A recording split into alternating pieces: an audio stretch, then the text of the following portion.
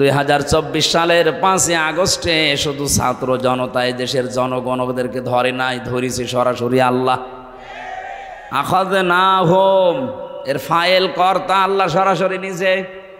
আল্লাহ যদি না ধরতেন, বিএনপি জামাতের মতো এত বড় বড় দল 15.5 বছরে একটা কিচ্ছু করতে পারে নাই। এদের জীবন কি কম গিয়েছে? এদের কষ্ট, শ্রম, ঘাম কম যায়নি?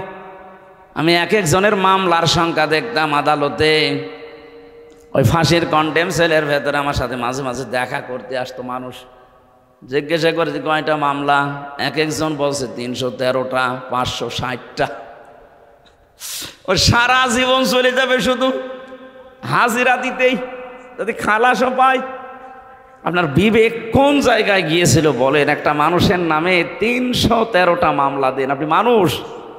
হ্যাঁ, তাও যদি দোষ করে মামলা খায় মেনে নেওয়া যায়। কিচ্ছু জানে না, ঘরে শুয়ে আছে, ঘুমের ভেতরেই ঘুম ভেঙার পরে দেখছে জেলখানায়। কে গো, তুই গাছ কেটেছিস কোন সময়? স্বপ্নে। এই কথা বলছে না কেন? এরকম স্বপ্নে মামলা ছিল না দেশে? হাজার হাজার ছিল।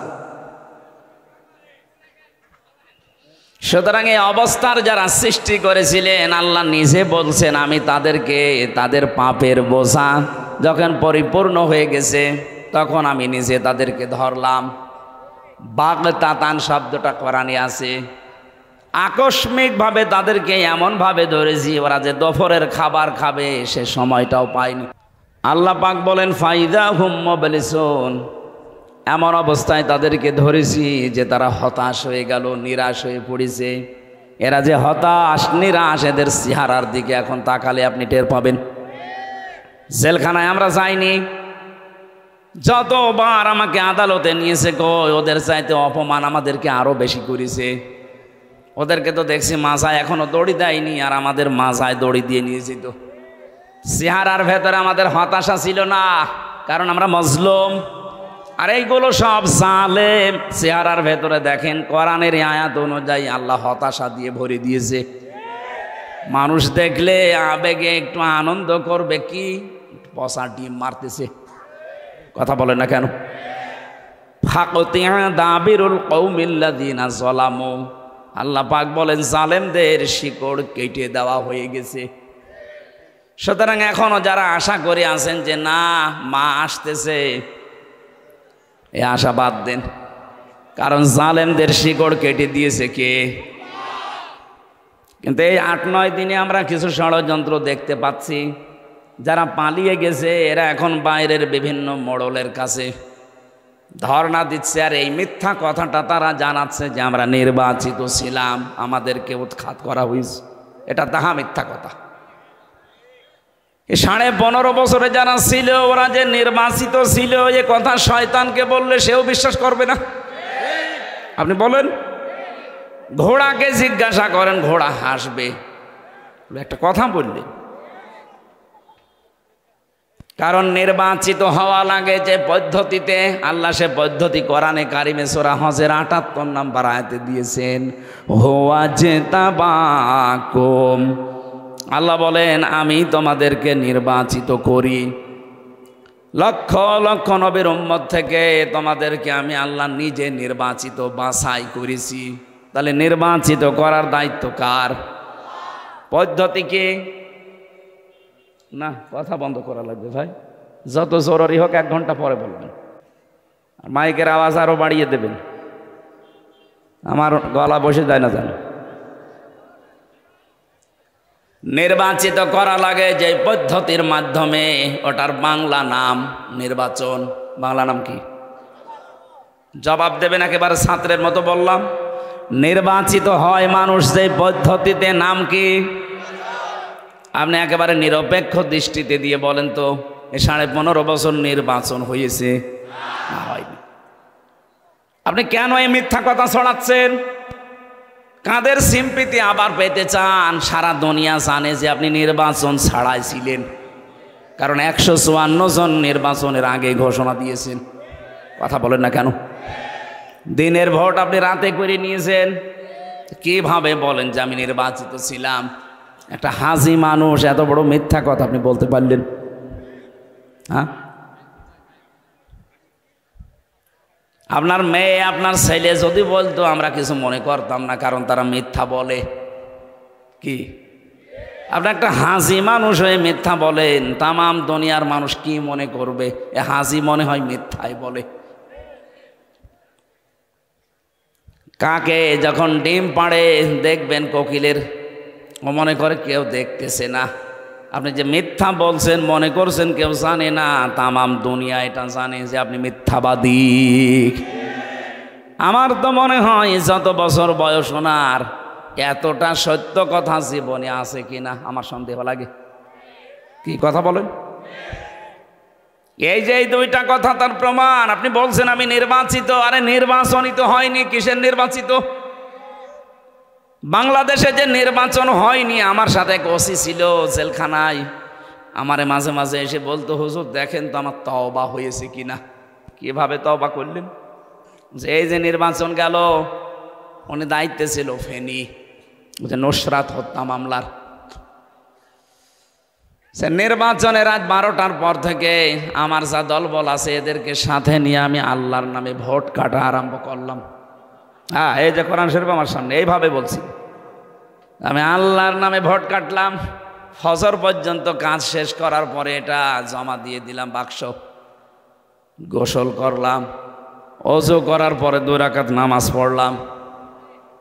এবার আমি নামাজ শেষ করে বললাম আস্তাগফিরুল্লাহ, হুজুর আমার তওবা হয়েছে। না, আপনি তো আল্লাহর কাছে দোষ করেননি যে আস্তাগফিরুল্লাহ পড়বেন, আপনি দোষ করেছেন হামসার কাছে। এ কথা বলেছেন না কেন? একটা এমপি বানাতে হলে 3.5 লাখ থেকে 4 লাখ মানুষের রায় লাগে, ভোট লাগে, আর আপনি সবাইটা একাই দিয়ে দিলেন আর বলছেন হুজুর আমি আস্তাগফিরুল্লাহ পড়লাম। আগে আমার মতো 4 লাখ হামসার কাছে যে স্বীকার করবেন, বলবেন যে আমার ভুল হয়ে গেছে, এখন কি করব বলেন। তারা যদি মন থেকে বলে ঠিক আছে মাফ করে দিলাম যান, তাহলে আপনি মাফ পাবেন। কথা বলেন না কেন? ভয়ঙ্কর বিষয়ে এই কয় বছরের ভেতরে অনেক হামসা দুনিয়া থেকে বিদায় নিয়েছে, আপনি তাদের কাছে মাফ চাবেন কি করে? এই জন্য 15.5 বছরে যারা জুলুম, অত্যাচার, নির্যাতন, বিশেষ করে আয়না ঘরের সাথে যারা জড়িত, গোম আর খুনের সাথে যারা জড়িত, এ মানুষগুলো যদি শুধু এখন আস্তাগফিরুল্লাহ পড়ে, জীবনও মাফ হবে না। এদের মাপ পাওয়ার একটাই পদ্ধতি আছে, অপরাধ যার কাছে স্বীকার করবেন তার কাছে। আপনার কারণে এই লোকটা 15.5 বছর ব্যবসা করতে পারে নাই। আপনি চাঁদাবাজি করে, মিথ্যা মামলা দিয়ে, মিথ্যা সাক্ষী দিয়ে এরকম বহু মানুষের জীবন নষ্ট করে দিয়েছেন। কাউকে গুম করেছেন, খুন করেছেন, আয়না ঘরে রেখেছেন। আমি 10 দিন মাত্র ছিলাম আয়না ঘরে। এই 10 দিনে আমি দেখেছি মানুষের কি যন্ত্রণা ওই জায়গায়। কিছু কিছু মানুষের নখ হয়ে গেছে এত বড় বড়, চুল দাড়ি গোপ মনে হচ্ছে জঙ্গল থেকে বেরিয়ে এসেছে। যখন আমাকে কালো কাপড় বেঁধে নিয়ে যেত মাঝে মাঝে ওই দেওয়ালের দিকে, কিছু কারারক্ষী আছে, কিছু পাহারাদার আছে, সবাই একেবারে হারামি না, 2-1টার একটু বিবেক হালকা আছে। ওই মানুষগুলো যেহেতু এর আগে 17, 18, 19 সাল পর্যন্ত তারা আমার আলোচনা শুনেছে, বাইরে যে আরো শোনে, ওরা আমাকে নিয়ে যাওয়ার সময় বলতো হুজুর আস্তে করে খুলে দেই, এ পর্যন্ত কেউ নেই।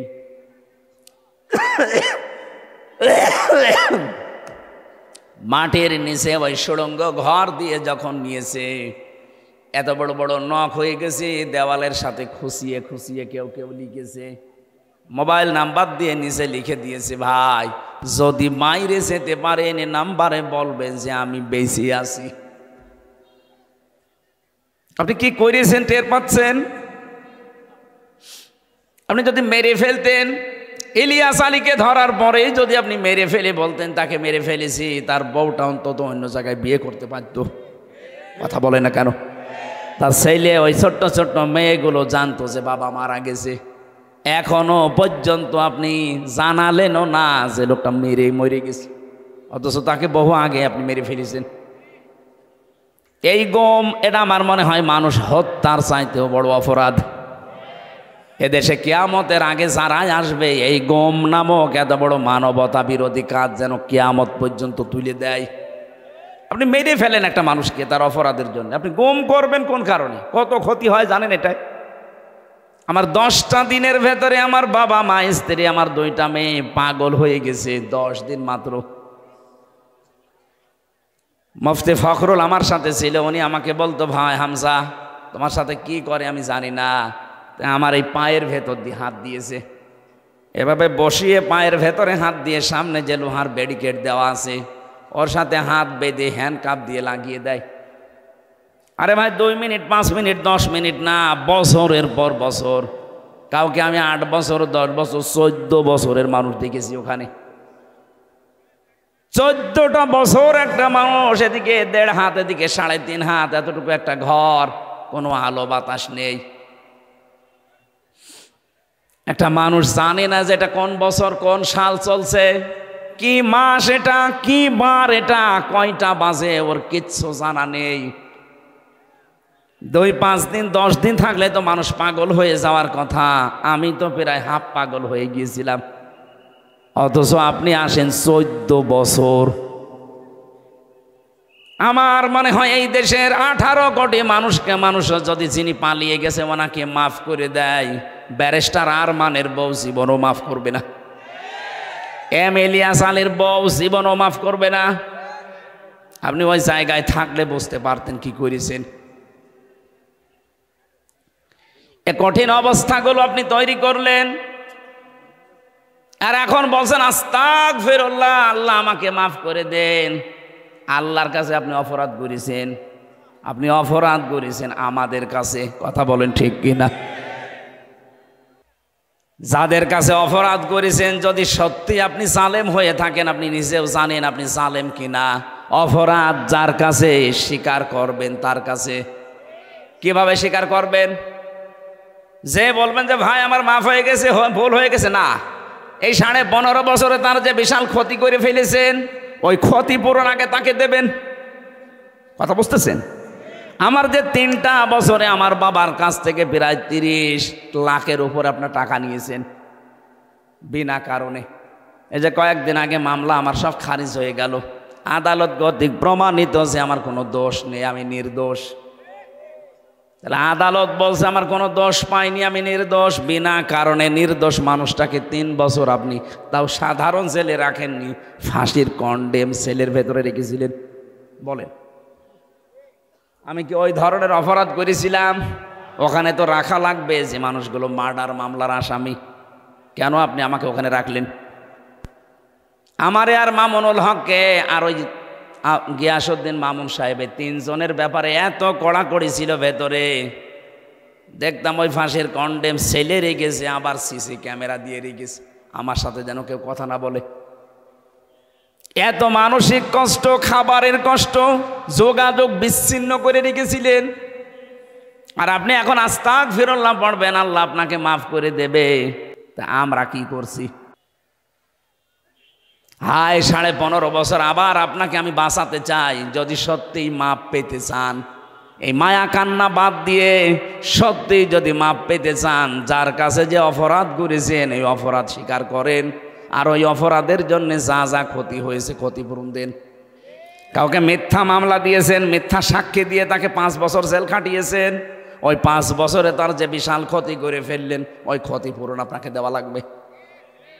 আমার মনে হয় এই তাওবা যদি বাংলাদেশে আরম্ভ হয়, আগামীতে যারাই রাষ্ট্রনায়ক হবে, আগামীতে যারাই দেশ নায়ক হবে, তারাও চিন্তা ভাবনা করে দেশ চালাবে।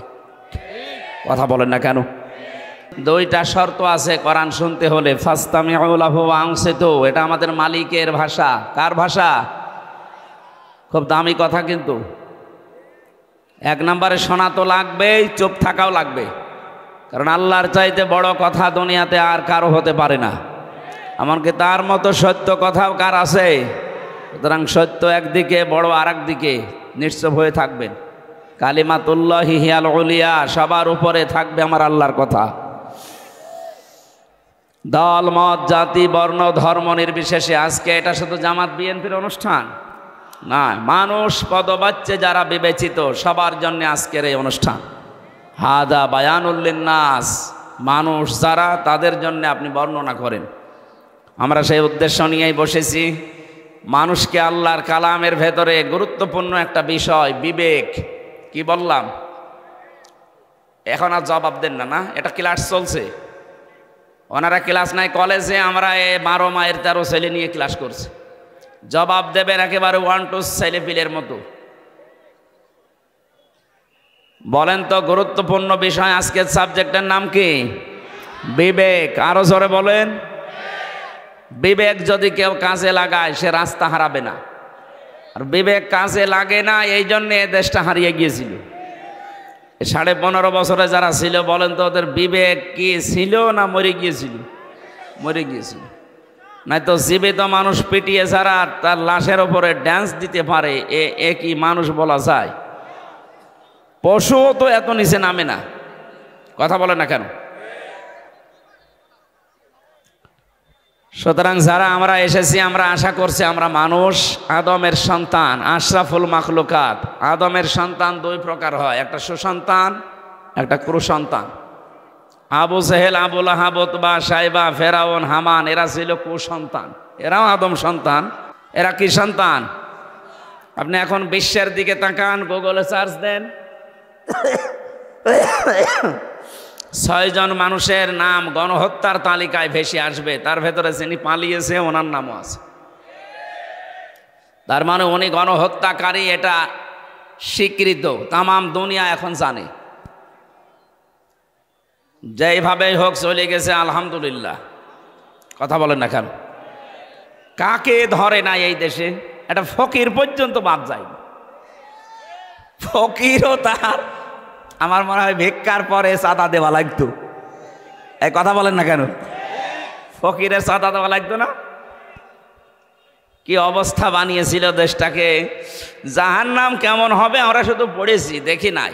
আজকের তেলাওয়াত কিন্তু আয়াত ওই সংক্রান্ত কিছু কথা আছে, আমরা যদি টাচ দিতে পারি দেব ইনশাল্লাহ।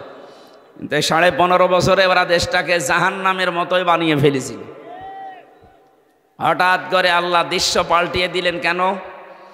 আমি 1500 বছর আগে কোরআনে কারিমে সেই কথা আল্লাহ জানিয়েছেন। 2024 সালের 5 আগস্ট। আমার তো মনে হচ্ছে যে মিলে গেছে। একটু দেখেন সূরা আনআম 44 নম্বর আয়াত। আল্লাহ পাক বলেন, ফালাম্মা নাসুমা যুকিরু বিহি ফাতাহনা আলাইহিম আবওয়াবা কুল্লা শাই। যখন মানুষগুলো আমার আদেশ ভুলে গেল, তারা ক্ষমতা নেওয়ার আগেই বলেছিল ক্ষমতায় যেতে যদি পারি মদিনার সনদে দেশ চালাবো। পোড়াটা উল্টিয়ে তারা মোদির সনদে দেশ চালিয়েছে। মদিনার সনদ বাদ দিয়েছে, মোদির সনদ যুক্ত করেছে। বগুড়াবাসে কোরআনে কারিমের আয়াতের কথা ছিল, যখন আল্লাহর আদেশ তারা ভুলে গেল, তখন তাদের নিয়ামতের যত দরজা আল্লাহ নিজে খুলে দিলেন। আমরা দেখতে পেয়েছি 2006 সালের 28শে অক্টোবর পৃথিবীর ইতিহাস যারা পাল্টিয়ে ফেলেছিল। কি যিনি পালিয়েছে উনি এখনো পর্যন্ত এদেশে আসার আকাঙ্ক্ষা পেশ করছে, অথচ তারই নির্দেশে সারা দেশ থেকে লগি বৈঠা নিয়ে মানুষ পিটিয়ে হত্যা করা হয়েছে রাজধানীতে। এর আসল মাস্টার মাইন্ড, এর হুকুমদাতা হিসাবে উনি দায়ী। কথা বলে না কেন? ডাইরেক্ট ইনডাইরেক্ট মানুষ মেরে ফেলার জন্য বহু চেষ্টা দুনিয়াতে উনি চালিয়েছে। সোজা ছাপটা কথা, আমাদের এই আপনাদের বগুড়ার পুত্রবধূ, ওনাকেও হয়তো ডাইরেক্ট কিছু করে না, ইনডাইরেক্ট এতিমের সম্পদ আত্মসাতের মামলা দিয়েছে। যেই কয় টাকার মামলা দিয়েছে ওই কয় টাকার চাইতে আরো 3 ডবল টাকা বেড়ে গেছে। আমার মনে হয় তার পুরস্কার দেওয়ার দরকার ছিল। তারে যদি আপনি এইভাবে শাস্তি দিয়ে চিকিৎসা পর্যন্ত না দিতে দেন, তাহলে দরবেশ বাবার কি করা উচিত আপনি বলেন? সে তার 2 কোটি 3 কোটি না, 36,000 কোটি আপনি এক জীবনে গণনা করেও শেষ করতে পারবেন না। দেশটা ফোকলা করে ফেলেছে কয়েকজনে। সুতরাং যিনি আছেন দূরে, এই আয়াতের অনুযায়ী আমরা দেখতে পেলাম আল্লাহর আইনগুলো যখন মানুষ ভুলে যায় তখন তাদেরকে আল্লাহ নিয়ামত বাড়িয়ে দেয়। কোন নিয়ামত তাদেরকে দেয়নি? সব আল্লাহ দিয়ে দিয়েছিলেন। হাত্তা ইদা ফারিহু বিমা উতু, আল্লাহ পাক বলেন এই মানুষগুলো আমার এই নিয়ামত পাওয়ার পরে দানকৃত এই সম্পদ, এই ক্ষমতা, এই প্রভাব প্রতিপত্তি, এ টাকা পয়সা, অর্থ সম্পদ, এই সুস্থতা, এগুলো পাওয়ার পরে ওরা যখন আনন্দে আত্মহারা হয়েছিল, আখাযনাহুম বাগতাতান, হঠাৎ করে আমি আল্লাহ নিজে তাদেরকে ধরলাম। বগুড়া বাসে নবীজি তিনবার মেয়েটাকে ঘুরিয়ে দিলেন। মেয়েটি আবার সামনে এসে বলে, হে রাসূল আমাকে মুক্ত করেন, আমি এই জেনার গোনা নিয়ে মারা যেতে চাই না। আমি জানি 3টা অপরাধের শাস্তি মরণের পরে ডবল করে আল্লাহ দেবে। কয়টা? আরো জোরে বলেন। ওয়াল্লাযীনা লা ইয়াদউনা মা'আল্লাহি ইলাহান আখারা, 1 নম্বরে দুনিয়ায় যারা আল্লাহর সাথে অন্য কাউকে ডাকে তাদের শাস্তি ডবল হবে। আর এটা বাংলাদেশে বেশি। আল্লাহকে ডাকছে, কিছুক্ষণ পরে দেখবেন ইয়ালি বাবা, কেল্লা বাবা, ফাতে বাবা, এগুলো চট্টগ্রাম বিভাগে বেশি। কথা বলেছেন না কেন? এই কুমিল্লা, ব্রাহ্মণবাড়িয়ায় আপনি দেখবেন ইন্টারনেটে কি জিকির চলছে। কিছুক্ষণ আল্লাহর জিকির করার পরে দেখবেন উল্টা পাল্টা জিকির। কথা বলেন না কেন? তাহলে আল্লাহর সাথে যারা অন্য কাউকে ডাকবে এদের শাস্তি হবে ডবল। ওয়ালা ইয়াকতুলুনা আন-নাফসাল্লাতী হারামাল্লাহু ইল্লা বিল হক, যারা অন্যায়ভাবে মানুষ হত্যা করে। 2024 সালের আগস্টের 5 তারিখের আগ পর্যন্ত 3732 জন মানুষ মারা গেছে সরকারি জরিপে। এদের একটাও আপনি দলিল দিতে পারবেন কোন কারণে মারলেন এদের? এই যে মানুষ হত্যার সাথে যারা জড়িত ছিলেন, টপ টু বটন প্রত্যেকের শাস্তি ডবল হবে। কথা বলেন না কেন? মানুষ হত্যার সাথে যারা জড়িত তাদের বাঁচার জন্য একটাই পদ্ধতি আছে, তাদের মেরে ফেলা লাগবে। এটা আমি বানিয়ে বললাম। সূরা বাকারার 178 নম্বর আয়াতে আছে, এই যে কিসাসের বিধান আল্লাহ এমনিতে দেয়নি, দুনিয়ার ভারসাম্য রক্ষা করার জন্য আল্লাহ এটা দিয়েছেন।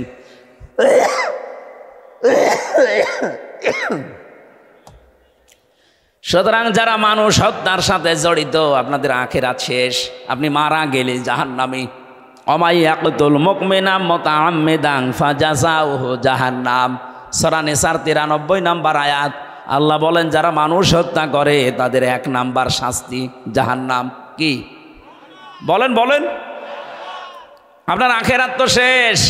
দুনিয়ায় যদি আপনি বৈধভাবে এখন বেঁচে থাকতে চান, যারা এই 3732 জন মানুষ হত্যার সাথে জড়িত, ফাইনাল কথা তাদের মেরে ফেলা লাগবে, কোনো বুদ্ধি নেই আর। 3 নম্বরে ওয়ালা ইয়াজনুন, জেনা করবা না। যারা দুনিয়ায় জেনা করে এই মানুষগুলোর শাস্তি কয়টা? ডবল। বলেন বলেন। মেয়েটি বলছে, হে রাসূল আমি জেনা করে ফেলেছি, গর্ভবতীও হয়ে গেছি।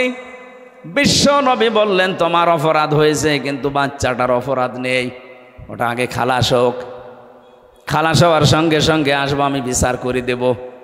যে এসেছে বলে, হে নবী এই যে আমার বাচ্চা, আপনি আমাকে মুক্ত করেন অপরাধ থেকে। ও বগুড়াবাসী, আমার কথা হচ্ছে, মেয়েটা আরবি ভাষার লোক, আরব দেশের। তার ভাষা, মাতৃভাষা কি? বলেন বলেন। নবীজি কি তাকে বলতে পারতেন না ঠিক আছে যা হয়েছে হয়েছে, গোপনে আস্তাগফিরুল্লাহ পড়ে নাও? আর তাকে কি আস্তাগফিরুল্লাহ মুখস্থ করানো লাগতো? সে তো তার মুখস্থ আছে, কারণ সে আরবি ভাষার লোক, একবার শুনলেই তো পড়ে ফেলতো। সে কি আস্তাগফিরুল্লাহ পড়লে তার মাফ হয়ে গেছে? কেন নবীজি তাকে বললেন যে ঠিক আছে যাও? 10 মাস 10 দিন পরে এসেছে বাচ্চাটা নিয়ে, বললেন না এখনই হবে না, তোমার স্তনের দুধ আছে, এই বাচ্চার অধিকার 2 বছর, এটা আগে কমপ্লিট করে আসো। বাচ্চাটা যখন শক্ত খাবার খাওয়া শিখবে তখন আসবা। ঠিক এসেছে। যখন আসলেন ডাক দিয়ে বললেন, হে রাসূল তাড়াতাড়ি করেন। সে কিন্তু জানে যে বিচার কি হবে, সে নিজে জেনে এসেছে।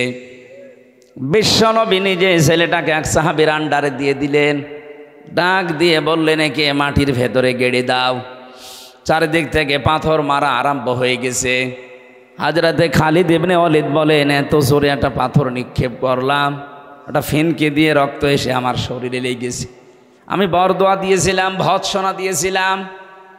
নবীজির কানে কথাটা যাবার পরেই বিশ্বনবী বললেন, খালিদ থামো, আমি নবী, তুমি নবী না। আমি যা জানি তুমি জানো না। আমি যা দেখতে পাই তুমি দেখতে পাও না। আমি দেখতে পেয়েছি আজরাইল ৭০,০০০ ফেরেশতা নিয়ে আকাশ থেকে নাজিল হয়ে আমাকে বলছে, হে রাসূল, এই মহিলার যে তাওবা, এর যে অনুশোচনা, এর যে কর্মকাণ্ড দেখিয়ে গেল দুনিয়ায়, এমনভাবে যদি কোনো জালেমও তাওবা করে যেতে পারে আল্লাহ তাকেও মাফ করে দেবেন। কি বুঝলেন আপনি এই ছোট্ট স্টোরি থেকে? শুধু অপরাধ করে আস্তাগফিরুল্লাহ পড়লে যদি মাফ হয়ে যেত। হ্যাঁ, আস্তাগফিরুল্লাহ পড়লে আপনার জীবনে যে গুনাহগুলো আল্লাহর সাথে ঘটেছে, আল্লাহর অধিকার নষ্ট করেছেন, ওইগুলো মাফ হবে। আপনি সব সময় এই জন্য পড়বেন ইস্তেগফার, আস্তাগফিরুল্লাহ, আস্তাগফিরুল্লাহ। কিন্তু তাওবা যদি কেউ করতে চায়, তাওবা করলে জীবনের অপরাধ শুধু মাফ হয় না, ওই জায়গাটা আল্লাহ পুরা ফাঁকা করে দেয়, বাকি জায়গাটা আমার আল্লাহ পুরা নেকি দিয়ে পাল্টিয়ে দেয়। ইল্লা মান তাবা ওয়া আমানা ওয়া আমিলা আমালান সলিহা ফাউলাইকা ইউবাদদিলুল্লাহু সাইয়্যাতিহিম হাসানাত। দুইটাই বহুবচন। আল্লাহ পাক বলেন, যারা তাওবা করে, ইস্তেগফার না, যারা তাওবা করে, এই মানুষগুলো তাওবা করার পরে যদি সিদ্ধান্ত নেয় যতদিন আমি বেঁচে আছি ভালো কাজে লাগবো। এখন তাওবা কি? তাওবার ১ নাম্বার শর্ত হচ্ছে অনুশোচনা করা। কি? ২ নাম্বারে আপনি অপরাধ যার কাছে করেছেন তার কাছে যে স্বীকার করতে হবে, স্বীকৃতি দেওয়া লাগবে। এটা যদি আল্লাহর সাথে সম্পৃক্ত হয় আল্লাহর কাছে বলবেন, যদি বান্দার সাথে সম্পৃক্ত হয় বান্দার কাছে বলা লাগবে। ৩ নাম্বারে যা করেছি জীবনে আর এই কাজ আমি জীবনে দুনিয়ায় কোনোদিন রিপিট করব না। জোরে বলেন সুবহানাল্লাহ। তাহলে তাওবা করলে জীবনের অপরাধ শুধু মাফ হয় না, পুরা জায়গাটা আল্লাহ নেকি দিয়ে পাল্টিয়ে দেয়। এটা আস্তাগফিরুল্লাহর মতো না। মেয়েটা তাওবা করেছে না ইস্তেগফার করেছে? তাওবা। বলেন বলেন। এই জন্য আমার আল্লাহ দুনিয়াতে তার এমন তাওবা কবুল করলেন, বিশ্বনবী বলেন এটা যদি পুরা আরব জাহানে সবার ভেতরে ভাগ করে দেন সবাইকে আল্লাহ মাফ করে দেবে। এত বড় তাওবা হয়েছে তার। আর 15.5 বছরে এই 14 দল বাদ দিয়ে বাকি আমরা যারা আছি এদেশে সবাই মাজলুম। কথা বললেন না? 14 দল বাদ দিয়ে বাকি যারা আছি আমরা সবাই কম বেশি মজলুম। এই মজলুমদের এখন উহুদের ময়দান থেকে শিক্ষা নেওয়া লাগবে। উহুদের ময়দানে প্রথমে কিন্তু বিজয় হয়ে গিয়েছিল মুসলমানদের, কিন্তু গনিমতের মাল যখন ভাগাভাগি করার জন্য দৌড়াদৌড়ি আরম্ভ করেছে, হযরতে খালিদ বিন ওয়ালিদ ওই সময়ও কাফের ছিল। আকস্মিকভাবে তিনি অতর্কিত হামলা চালিয়ে জাগায় 14 জন মানুষ মেরে ফেলেছিলেন। আমার মনে হয় বাংলাদেশ এখন উহুদের প্রান্তরে দাঁড়িয়ে আছে।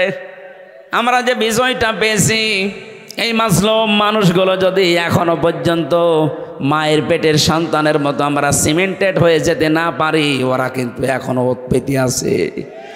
দেখেন না, মাঝে মাঝে বলে আমি কাছাকাছি আছি, চট করে ঢুকে পড়বো, এমনি বলে। ওরা ওই খালিদ বিন ওয়ালিদ যখন কাফের ছিল, যে ভূমিকায় ছিল, ওরা ওই ভূমিকা পালন করার জন্য আছে উৎপেতে। এই জন্য মাঝে মাঝে নতুন নতুন ইস্যু তৈরি করে পাঠায়।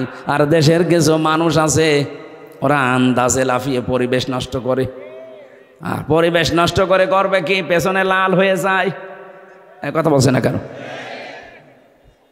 যে গোপালগঞ্জে আরম্ভ করেছিল, ওই সময় কয়েকদিন শুনলাম বাসের ভাড়া গোপালগঞ্জ থেকে ঢাকা পর্যন্ত যদি আপনি দাঁড়িয়ে যান 1000 টাকা, আর বসে গেলে 500 টাকা। কারণ বসার মতো কায়দা আর্মি ওদের রাখে নাই। কথা বলেন ঠিক কিনা? এই জন্য আহ্বান জানাচ্ছি, পালিয়ে যে গেছে এ দুনিয়ার ইতিহাসে এটাই বলে 850 বছর আগে ওনার দাদা পালিয়েছিল, লক্ষণ সেন। কথা বলে না কেন? ওনার দাদা কথা বললাম কেন? আমার ফাঁসি চাই বইটা পড়েন, দেখেন ওনার জন্মের ইতিহাস লেখা আছে। ওনার জন্মের ইতিহাস না, ওনার বাবার জন্মের ইতিহাসও লেখা আছে। আমি মেজর ডালিম বলছি, বইটা পড়েন। আমি 5 তারিখের পরে এই কয়েকটা বই আমি সব আগা গোড়া শেষ করে দেখেছি। আল্লাহ, আমরা ভাবি কি আর আসলে হয়েছে কি? আন্দাজে মুসলমান বললেই হবে। এই জন্যে বলছে 850 বছর আগে ওনার পরদাদা দাদা যারা পালিয়েছে, লক্ষণ সেন, সেই রাস্তা ধরেই পালিয়ে গেল। পৃথিবীর ইতিহাস পুরা পাল্টিয়ে দিয়েছে।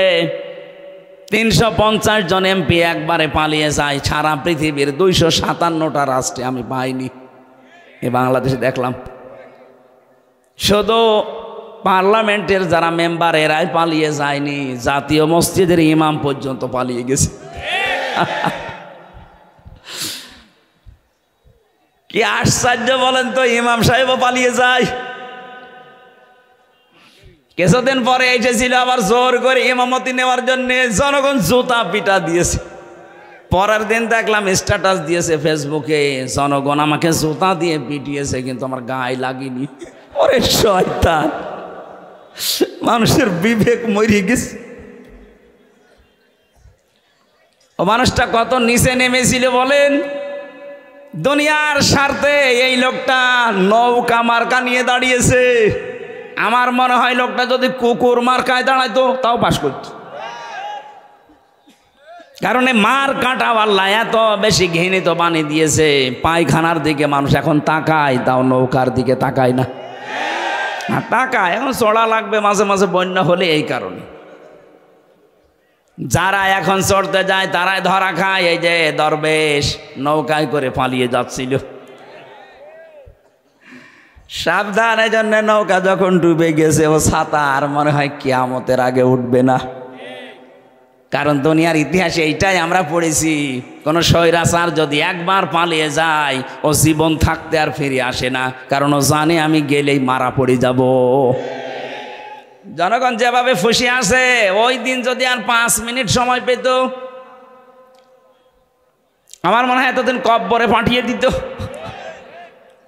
হায়াত আছে বলে বেঁচে আছেন, কিন্তু সারা জীবনে এখন যতদিন আছেন অপমানের জীবন নিয়ে থাকা লাগবে। আমাদের শিক্ষা নেওয়া দরকার এখান থেকে, আমরা যেন জালেম হয়ে না যাই কোনো দিন। যদি আমরা কেউ জুলুমকারী হয়ে যায়, মাজলুমকে আল্লাহ তো ক্ষমা করে দেবে, কিন্তু জালেমের জন্য আল্লাহ নিজে মামলা দেবে।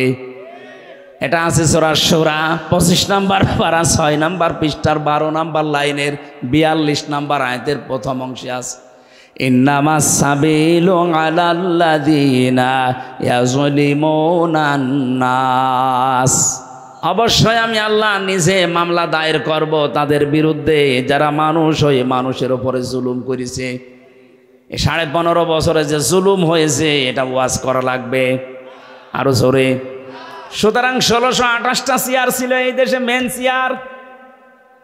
শাহ আলম ভাইয়ের চেয়ার না, এই চেয়ার না। যিনি পালিয়েছে তাকে থেকে শুরু করে থানার শিবগঞ্জের ওসি পর্যন্ত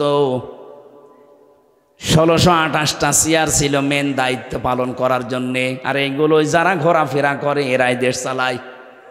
এই মানুষগুলোর প্রত্যেকটাই ছিল জালেম আর জালেমের সহযোগী, কেউ ডাইরেক্ট কেউ ইনডাইরেক্ট। এই কথা বলেন না কেন? এদের বিরুদ্ধে মামলা হামজার, বলেন শাহ আলমের, কার? আমরা অত্যাচারিত হয়েছি, আমরা যদি কিছু নাও বলি আল্লাহ আপনার বিরুদ্ধে মামলা দেবে। কারণ এই দেশের 1628টা চেয়ারের যারাই ছিল তারা আল্লাহর মামলার আসামি। আপনি শব্দটা খেয়াল করছেন? কত ওজনওয়ালা, আল্লাহর মামলার আসামি এরা। বাদী যত বড় হয় মামলা তত কঠিন হয়, বলেন। এরা আল্লাহর মামলার আসামি। এটা দুনিয়াও শেষ, জালেমদের আখিরাতও শেষ।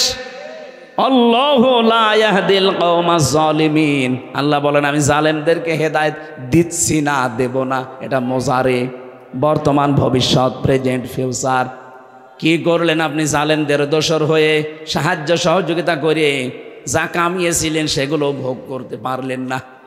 আর দুনিয়া তো শেষ হয়ে গেল, আপনার আখেরাত তো শেষ। আপনি তো ছোটখাটো কোনো বাদীর আসামি না, আপনি সরাসরি আল্লাহর মামলার আসামি। আপনার দিকে তাকিয়ে এখন আফসোস হয় মাঝে মাঝে, কি করলেন আপনি। আমাদের জীবনের দিকেও একটু খেয়াল করা দরকার। আমি আমার ইমান থেকে বলছি, এখানে যারাই আমরা আছি 200 বছর পরে যদি এই জমিনে কেউ আমরা ঘুরে আসি, আমার নিজের বাড়ি বানানো বাড়ি আমাকে আমার নাতি ছেলে তারা উঠতে দেবে না। বলেন তো দুনিয়াটা কেমন। এই বাড়ি ঘর জমি জায়গার জন্য এমন কোনো কিছু করি নাই, সব আমার জীবনে ছিল, সে বৈধ অবৈধ বলেন। অথচ মাত্র 200 বছর পরে এখন ফিরে আসবেন, আপনাকে আপনার ছেলের 3 পুরুষের পরে আর তারা চিনবেও না, উঠতেও দেবে না। কোরআনে কারিমে আল্লাহ আমাদেরকে কথাটা বারবার আমাদের বিবেকের কাছে ধাক্কা দিয়েছেন। আমাল হায়াতুদ দুনিয়া ইল্লা মাতাউল গুরুর। ও পৃথিবীর বান্দা বান্দিরা, একটু বিবেকটা কাজে লাগাতে পারো না? দুনিয়ার জীবন কিন্তু ধোঁকা। তোমার মা বাবাও ধোঁকা, সন্তান ধোঁকা, স্ত্রী ধোঁকা। দুনিয়া একটু ভান করে থাকো, দেখো চোখ বন্ধ করে সব ধোঁকা ধরা পড়ে যাবে। সুতরাং আমরা যেন পাগলামি না করি কেউ। বিশাল ধোঁকা আমাদের সামনে যেটা দেখা দিচ্ছে এখনো আছে, এই ধোঁকায় পড়ে আমি আমার আখেরাত নষ্ট করতে পারি না। আমার আখেরাত যেন আমার সামনে 1 নম্বরে থাকে, এ দুনিয়া যেন আমার পেছনে থাকে। তাহলে আখেরাত যদি কেউ 1 নম্বর বানায়, দুনিয়া আমার আল্লাহ তার কপালে যা আছে এমনি দিয়ে দেবেন। আমরা কি আখেরাত সামনে রাখতে রাজি আছে? বলেন বলেন। আমার এবার তেলাওয়াত কি আয়াত সূরা আরাফ 179 নম্বর আয়াত। আজকের আলোচনার বিষয় যেটা বলেছিলাম, নাম হচ্ছে বিবেক। নাম কি? এটা যাদেরকে আল্লাহ দিয়েছেন, এই বিবেক যাদের কাছে লাগে না, একেবারে অ্যাক্টিভ হয়ে মিশে যাবেন কোরআনের সাথে।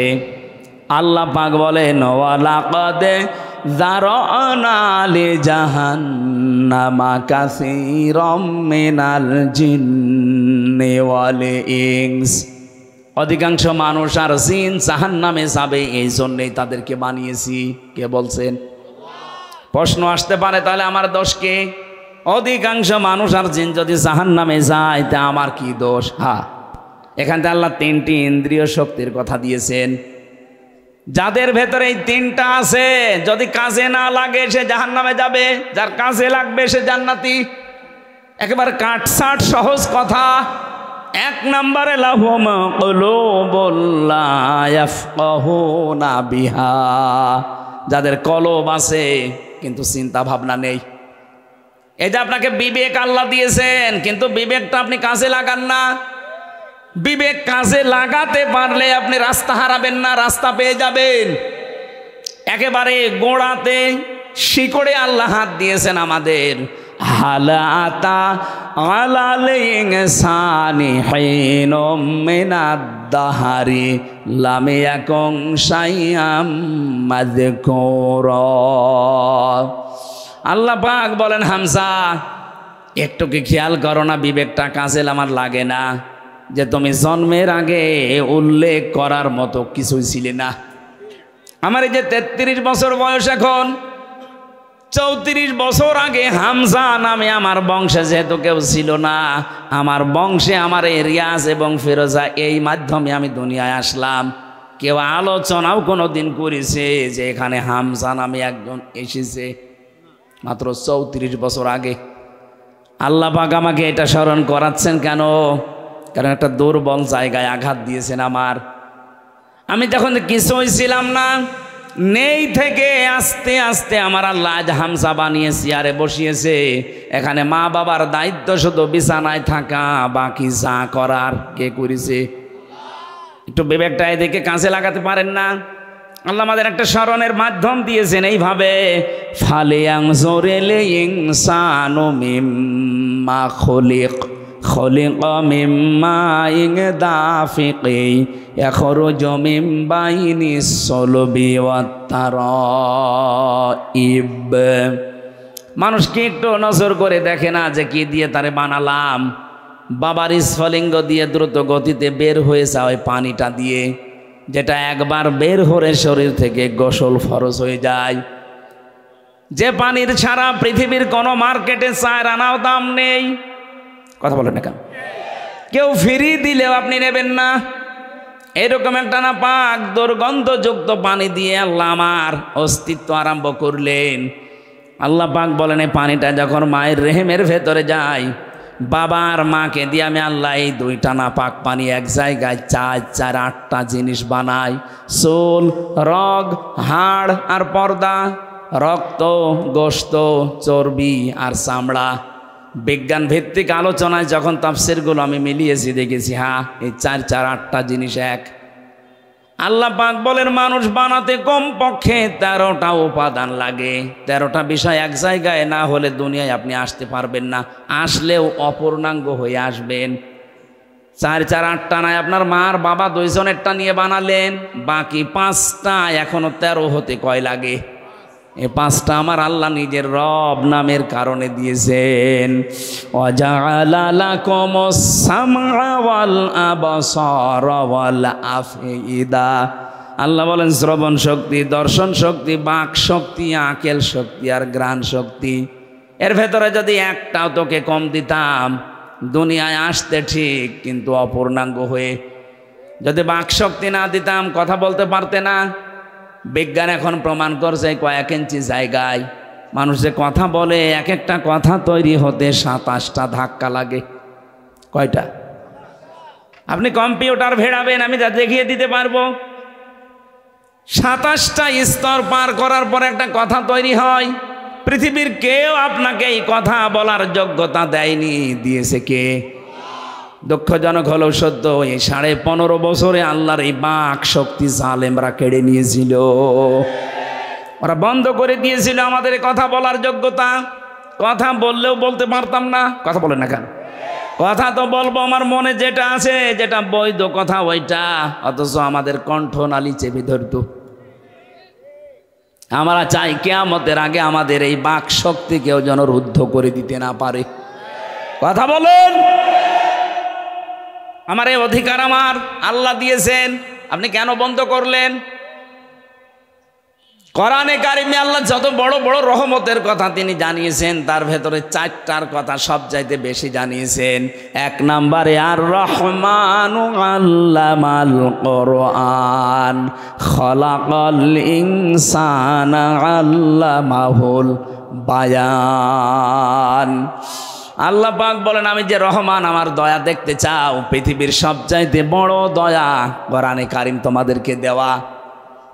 লক্ষ লক্ষ নবী পাঠিয়েছিলাম দুনিয়ায়, কোন নবীকে আমি আল্লাহ কোরআন দেয়নি, তোমাদেরকে দিয়েছি। এটা আমার বড় নিয়ামত। এটাই শুধু না, আমি তোমাদেরকে মানুষ বানিয়েছি। মায়ের পেটের ভেতরে আমি আল্লাহ নিজে তোমাদের মানুষ বানিয়ে শেষ করে দেইনি, কথা বলার যোগ্যতা দিয়েছি। কথা বলতে পারা কত বড় নিয়ামত। এ আয়াতের ব্যাখ্যায় হাদিস এসেছে, বিশ্বনবী জানিয়েছেন। বিজ্ঞান তো বলেছে 27টা স্তর পার করা লাগে, নবীজি বলেছেন প্রতিটি স্তরে একটা একটা করে আল্লাহর ফেরেশতা বসে আছে। এর কাছে ও, ওর কাছে এ, এর কাছে এ, এভাবে সিরিয়াল আকারে দিতে দিতে সর্বশেষ আমাদের এই মুখের গর্ত দিয়ে একটা কথা আল্লাহ বের করে দেয়। ধাক্কা লাগে কয়টা? 27। বলেন বলেন। আপনাকে যদি এই শক্তিটা আল্লাহ বাক শক্তি না দিত, বাকি 4টা দিত, তাহলে আপনি আসতেন কিন্তু বোবা হয়ে, কথা বলতে পারতেন না। আরে ভাই, এইটার জন্য তো কিয়ামত পর্যন্ত সেজদায় পড়ে থাকার কথা। দর্শন শক্তি আল্লাহ আমাদেরকে দিয়েছেন, আলাহুম আ'য়ুনুল লা ইউবসিরুনা বিহা। কি হয়েছে? চোখ দিলাম তোদেরকে, কেন দেখিস না? যেটা দেখার দরকার মানুষ ওইটা দেখে না, যেটা দেখা দরকার না, নিষিদ্ধ, ওইটার দিকে মানুষের চোখ বেশি। বলেন, একটু কন্ট্রোল করা যায় না নিজেকে? আজ কত মানুষ নিজের বৈধ স্ত্রী বাদ দিয়ে পরকীয়া প্রেমে 180 মাইল বেগে লাইন চালাচ্ছে। নাকি এলাকায় শুরু হয়নি? নিষিদ্ধ বস্তু দেখতে দেখতে চোখের পর্দা কালো হয়ে গেছে। যেটা দেখা দরকার না ওইটা যদি কেউ বারবার দেখে, আমার আল্লাহ চোখের ওপরে দুইটা জিনিস দান করে, তার বৈধ জিনিসগুলোর প্রতি ঘৃণা জন্মিয়ে যায়। সেদিন একজন স্ট্যাটাস দিয়েছিল আমাকে, বলছে আমার বৈধ স্ত্রী কয়েক বছর সংসার করার পর একটা সন্তানও দিয়েছে, কিন্তু এখন আমার আর ভালো লাগে না, বাইরের মেয়ে লোক দেখলে খুব ভালো লাগে, আনন্দ লাগে। আমার বললাম এই রোগ থেকে মুক্ত হওয়ার জন্য দুইটা পদ্ধতি আল্লাহ দিয়েছেন, ঔষধ। এখানে যাদের এরকম অভ্যাস আছে, নিজের জায়েজ স্ত্রী এখন আর ভালো লাগছে না, বাইরেরটা দেখলেই কেমন জানি আকর্ষণ তৈরি হয়, নাকি এলাকায় নেই? যদি এরকম মন মানসিকতা কারো তৈরি হয়, উলঙ্গ অর্ধ উলঙ্গ নাচ দেখলে আনন্দ লাগে, তাদেরকে আপনি কোরআনে কারিমের ঔষধ দুইটা বলছি, সূরা নূর 18 নম্বর পারা 12 নম্বর পৃষ্ঠা 7 নম্বর লাইনের 30 নম্বর আয়াত। একটু বাড়ি যে আয়াতটা একটু তাফসির পড়বেন। وَقُلْ لِلْمُؤْمِنِينَ يَغُضُّوا مِنْ أَبْصَارِهِمْ وَيَحْفَظُوا فُرُوجَهُمْ ذَلِكَ أَزْكَى لَهُمْ ইন্নাল্লাহা খবীরুম বিমা ইয়াসনাউন। বলেন আল্লাহু আকবার। আল্লাহ পাক বলেন, হে নবী, মুমিন পুরুষ যারা আছে এখানে তাদেরকে আপনি বলে দেন, তারা যেন তাদের চক্ষুকে নিম্নগামী করে রাখে পর স্ত্রী থেকে, পর নারী থেকে। 2 নম্বরে তাদের লজ্জা স্থানকে হেফাজত করে। প্রশ্ন আসতে পারে দুইটা কাজ করা অত সহজ? হ্যাঁ, সহজ না। এই জন্যই তো আল্লাহ আপনাকে এত দামি বানিয়েছে। আপনার পরীক্ষা তো এই দুইটাই। বিশ্ব নবী জানিয়েছেন দুইটা গর্থের যদি কেউ আমাকে গ্যারান্টি দিতে পারে, আমি আল্লাহর নবী বলছি তাকে আমি জান্নাতে পৌঁছিয়ে দেব। 1 নম্বরে এই মুখটা, 2 নম্বরে লজ্জা স্থান। এই দুইটা গর্থ যদি সত্যিই কেউ হেফাজত করে রাখতে পারে, আল্লাহর দিকে তাকিয়ে একটা অনির্বচন সুখ আপনাকে আল্লাহ দান করবে। শব্দটা কে বললাম বলেন তো? অনির্বচন সুখ। এটা বাংলা, বাস্তবতা দেখাচ্ছি।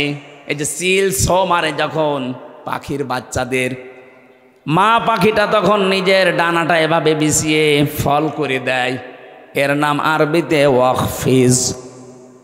আল্লাহ বলেন ডানা এভাবে ডাউন করার পরে ফল করে দেয়, যখন 60 করার পরে যখন ফল করে, তোমরা দেখতে পাও পাখির এই মরগুলো এত মোলায়েম, এত নরম, এত সফট, একটার সাথে আর একটা যখন মিলে যায়, ডাউন করার পরে যখন ফল করে, এর নিচে বাচ্চাগুলো যে একটা আনন্দ পায়, একটা সুখ পেয়ে যায়, ওদের মনে মনে এই চিন্তা, এই বিশ্বাস তৈরি হয় যে যেখানে আসি এখানে অন্তত দুনিয়ার কেউ ছো মেরে নিয়ে যেতে পারবে না।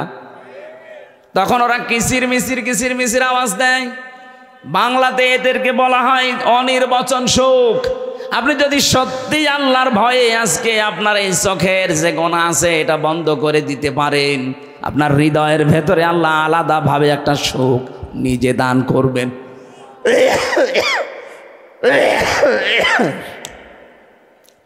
বগুড়াবাসী এই জন্য এখনই এই মুহূর্ত থেকে এই মাহফিল যদি সাকসেস করতে চাই, শুধু সুন্দর করে সাজানোই না, এটা বাড়ি নিয়ে যাওয়া লাগবে।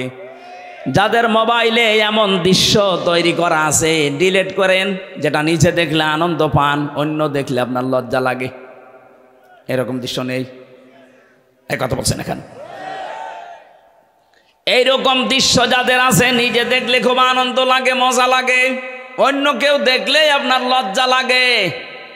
এটা ডিলিট করবেন। কারা কারা হাত তোলেন তো? ওই মুরব্বী, দেখি মোবাইল, দেখি দেখি কি আছে, দেখি। কি আশ্চর্য! হ্যাঁ, দাঁড়িয়েলা মানুষ, কি রেখেছেন আপনি মোবাইলে? এক্ষণে ডিলিট করেন। আপনার ওয়াজ শুনতে আসাচ্ছে, ওটা ভাটা জিনিস ডাউনলোড করে আপনি ওয়াজ শুনতে এসেছেন, এক্ষণে ডিলিট করে বাড়ি যাবে। আল্লাহ আমাদের চোখের হক আদায় করার জন্য কয়েকটা জিনিস কোরআনে কারিমে আমাদের সামনে এনে দিয়েছেন। আফালা ইয়ানজুরুনা ইলাল ইবিলি কাইফা খুলিকাত ওয়া ইলাস সামাই কাইফা রুফিআত ওয়া ইলাল জিবালি কাইফা নুসিবাত ওয়া ইলাল আরদি কাইফা সুতিহাত। বলেন আল্লাহু আকবার। আল্লাহ পাক বলেন, ও দুনিয়ার মানুষেরা, নজর করে একটু দেখতে পারো না? চোখ দিলাম, উঠের দিকে তাকাতে পারো না? মরুভূমির জাহাজ বানিয়েছি ওইটা আমি। তোমরা একটু জমিনের দিকে তাকাতে পারো না? এটা বিছানা বানিয়ে দিয়েছি। ওই আকাশের দিকে তাকাও, খুঁটি ছাড়া বিশাল ছাদ মাথার উপরে রেখে দিয়েছি।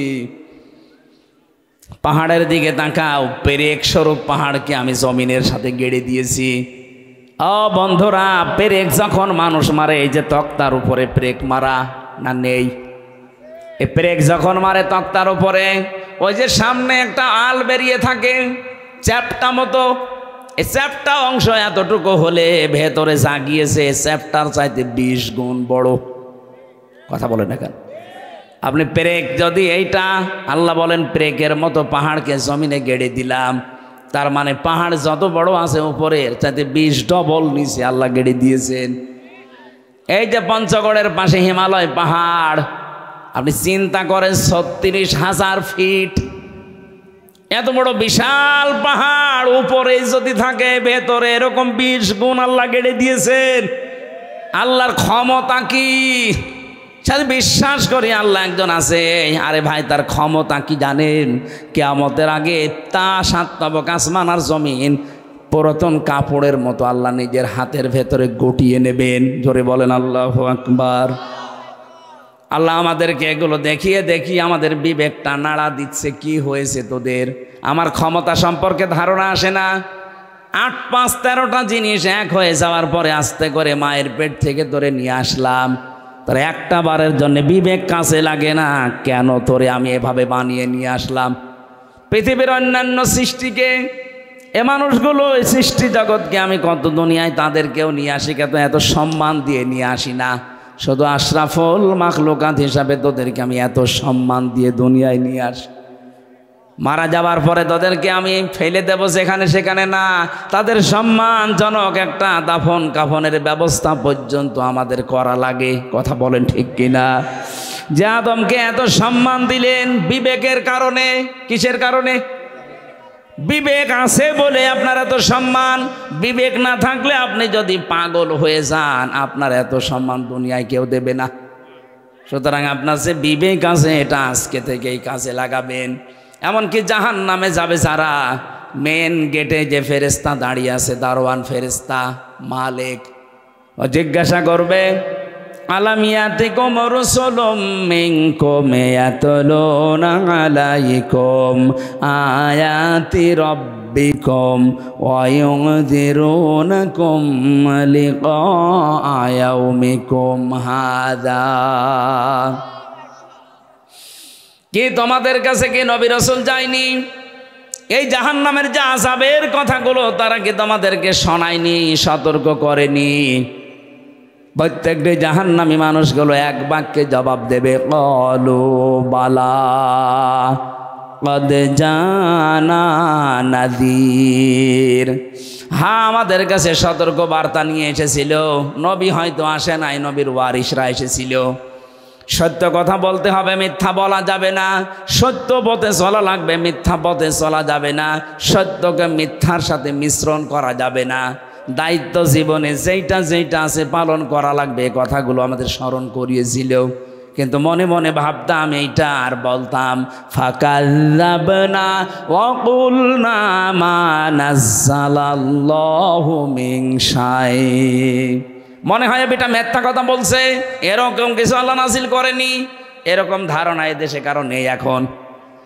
এত ভেঙে ভেঙে কথা বলার পরে অনেকের মনের ধারণা, না, এ মনে হয় আল্লাহ এরকম কথা দেয়নি, আমি কি বানিয়ে বলছি? বলেন বলেন। তখন ওরা এক বাক্যে জাহান্নামের বেরেস্তা দারোয়ানের কাছে বলবে, লাউ কুন্না নাসমাউ আও নাকিলু মা কুন্না ফি আসহাবিস সাঈর। আমরা যদি ওই জামানায় কথাগুলো শুনতাম জীবিত অবস্থায়, আর যদি বিবেক কাজে লাগাতাম, তাহলে আজকে এই জাহান্নামে আমাদের আশা লাগতো না। বগুড়াবাসী বিবেক যাদের আছে এখনো কিন্তু কাজে লাগান, নয়তো জাহান্নামী হয়ে যাবেন। বিশ্বনবী মেয়েদের সম্পর্কে জানিয়েছেন, নেককার মহিলা আল্লাহর কাছে 4টা গুণ বিশিষ্ট নারী। 1 নম্বরে ইদা নাজারা ইলাইহা সাররাতুহু, যার দিকে স্বামী তাকালে স্বামীকে আনন্দ দেয়। আজ হাজারো মহিলা পরিবারে এইটা করে না, এটা মনে করে দুনিয়ার কাজ না, এটা আখিরাতের কাজ। স্বামী বাইরে থেকে যখনই আসবে, আপনার কথাবার্তা দিয়ে, অভ্যর্থনা দিয়ে, ওয়েলকাম দিয়ে, ব্যবহার আচার দিয়ে, খেদমত দিয়ে, যেভাবেই হোক তার মনটা তরুতাজা করা থাকবে।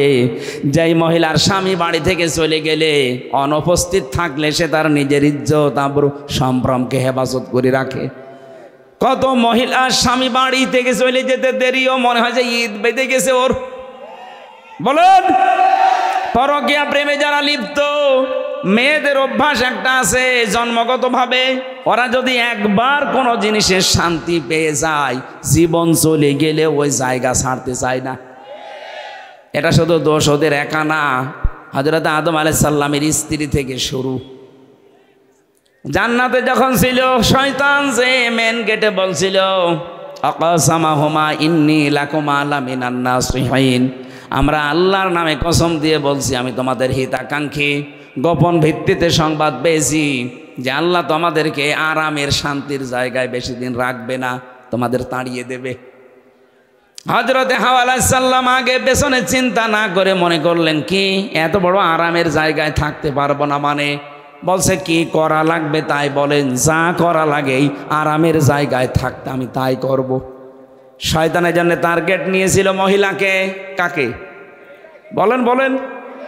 মেয়েদের চক্রান্ত যে কত ভয়ঙ্কর, জান্নাত থেকে পর্যন্ত আমাদের চলে আসা লেগেছে। 15.5 বছরে মেয়ে লোকের চক্রান্ত আপনি দেখতে পেলেন না?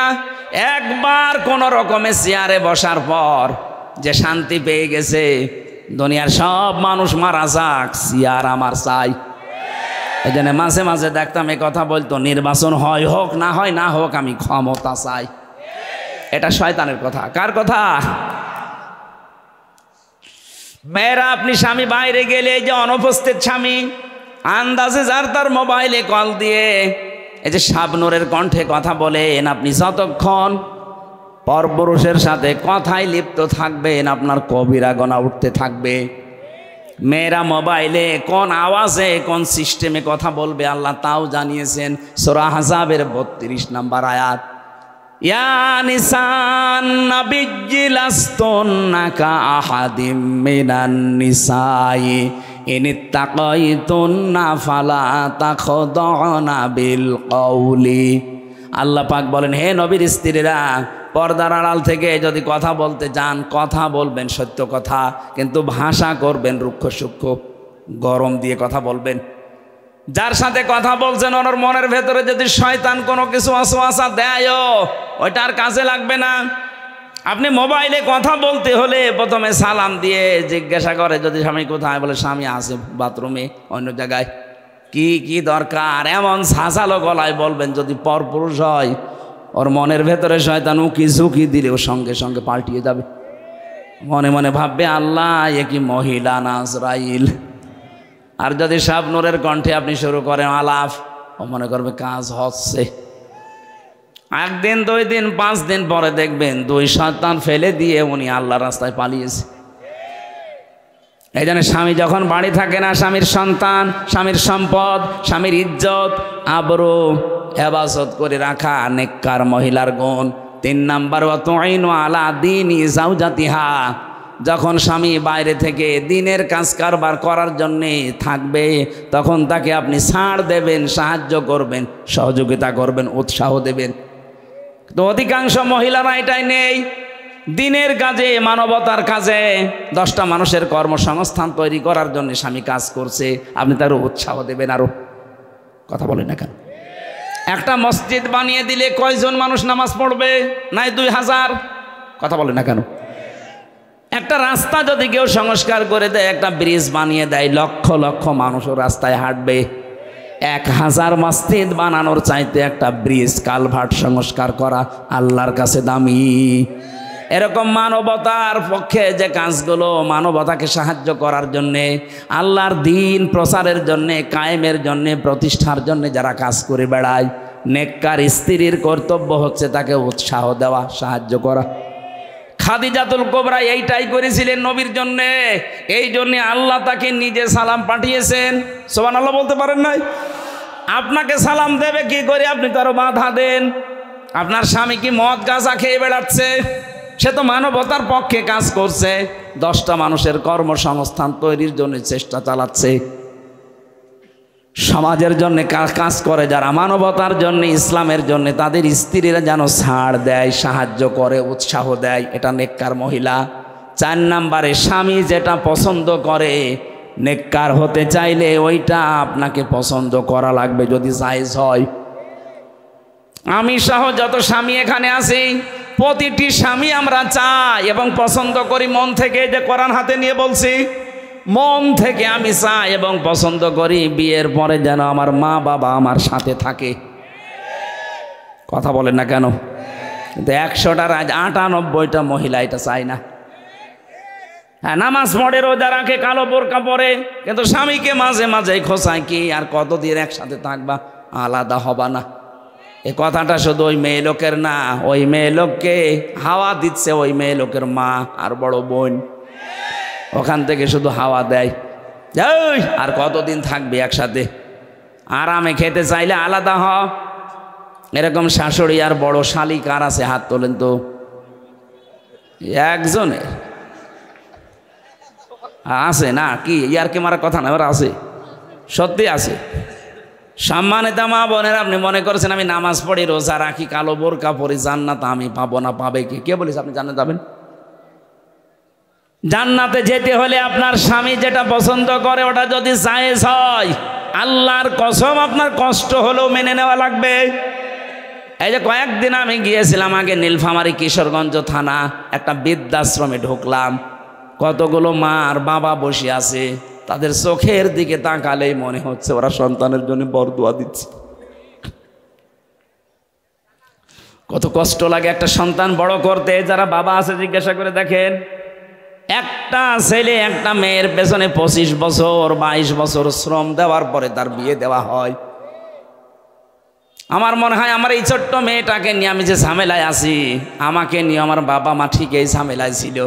প্রতিটি মানুষের পেছনে তার মা বাবা ঠিক এইভাবে শ্রম দিয়েছে। অথচ লাইন ধরে এই লাইনে বাবা, এই লাইনে মা বসে আছে বৃদ্ধাশ্রমে, সবগুলোর সন্তানই আছে। এতে সন্তানগুলো নিজেরা বর ধাক্কা সহ্য করতে না পেরে বৃদ্ধাশ্রমে মাকে রেখে গেছে। সূরা আরাফ পড়েছি। আরাফের প্রথম বাংলা অর্থ হচ্ছে আরাফ মানে প্রাচীর।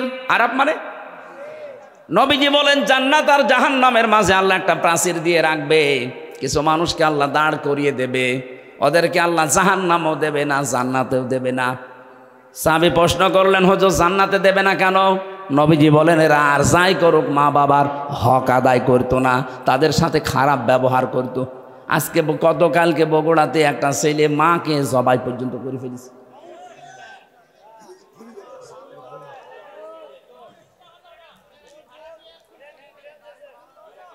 সে যেই হোক, ছড়িয়েছে তো এই সংবাদ।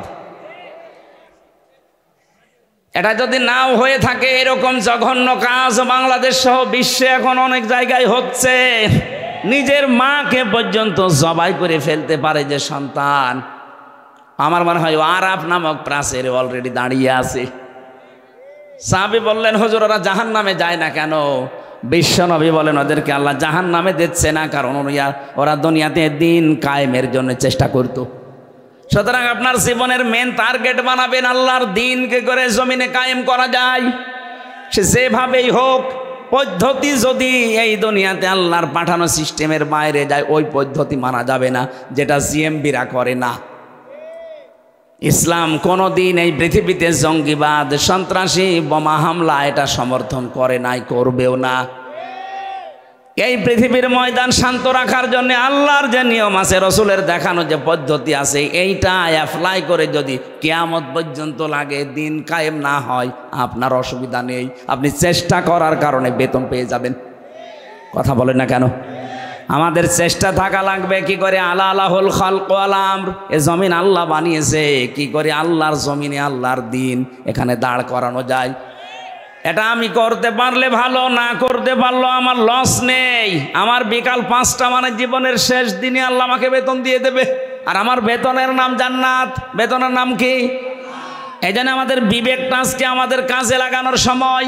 দুনিয়াতে যাদের বিবেক কাজে লাগে না, কোরআনের ভাষায় সূরা আনফাল 22 নম্বর আয়াত, ইন্না শাররাদ দাওয়াবি ইনদাল্লাহি সাম্মুল বুকুমুল্লাযীনা লা ইয়াকিলুন।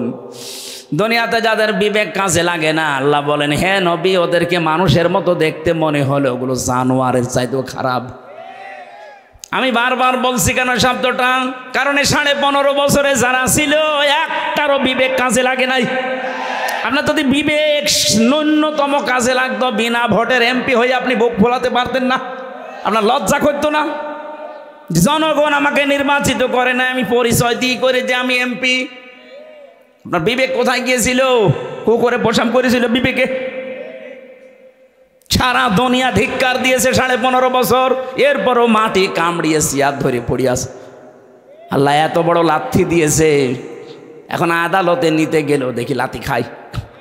কয়েকদিন আগে ইনু একটা লাথি খেয়েছে না? শুধু ওরে না, যারা জালেম ছিল প্রত্যেককে লাথি দেওয়া দরকার। এগুলো তো দুনিয়ার লাথি, আখেরাতের লাথি পড়িয়াছে। ফেরেশতারা ওদেরকে ফুটবলের মতো পিটাবে। জালেম আমরা কোনোদিন যেন না হয়ে যায়। আল্লাহুম্মা আযানুল্লাহ ইয়াসমাউনা বিহা, যেগুলো শোনার তোমরা শোনো না।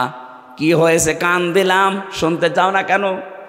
উলাইকা কালানাম, এই 3টি ইন্দ্রিয় শক্তি যাদের দিলাম, যারা কাজে লাগায় না, এই মানুষগুলো জানোয়ার।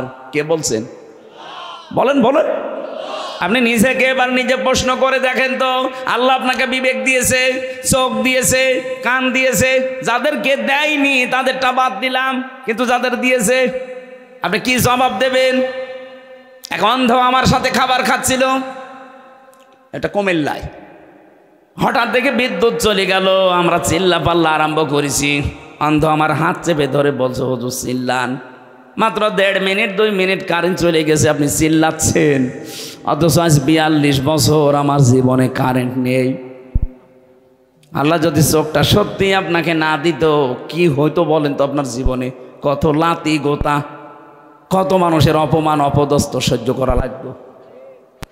এই জন্য কাজে লাগান। এটা যদি দেখার শক্তি পেয়েছেন, শোনার শক্তি পেয়েছেন, বিবেকটা আল্লাহ দিয়েছে, পাগল বানায়নি। সত্যি যদি কাজে লাগাতে না পারেন, আপনি আল্লাহর কাছে জানোয়ার। আল্লাহ বলেন, বালুহুমা দল, তার চাইতেও তুই আমার কাছে নিকৃষ্ট। উলাইকা হুমুল গাফিলুন, তুই গাফেল।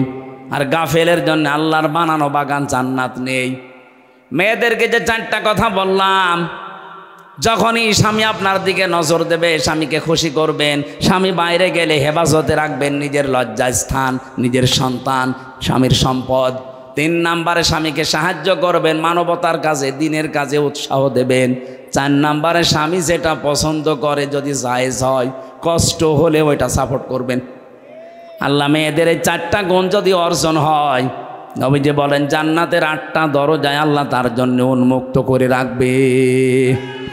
এই আয়াতটা আমাদের জীবনে আল্লাহ যেন পুরাটা সেট করে দেয়, বলেন আমিন। কিভাবে আল্লাহ বানিয়েছেন আমাদেরকে, আমি রেফারেন্স ছাড়া জেলখানায় বসে বসে বই তৈরি করেছিলাম। বাইরে এসে ওগুলো রেফারেন্স দিয়ে দিয়ে ছেড়েছি। ওই যে গাড়িতে আছে সৃষ্টি জগতের সূচনা, মেয়েদের জীবন সম্পর্কে লেখা আছে, ছেলেদের আছে।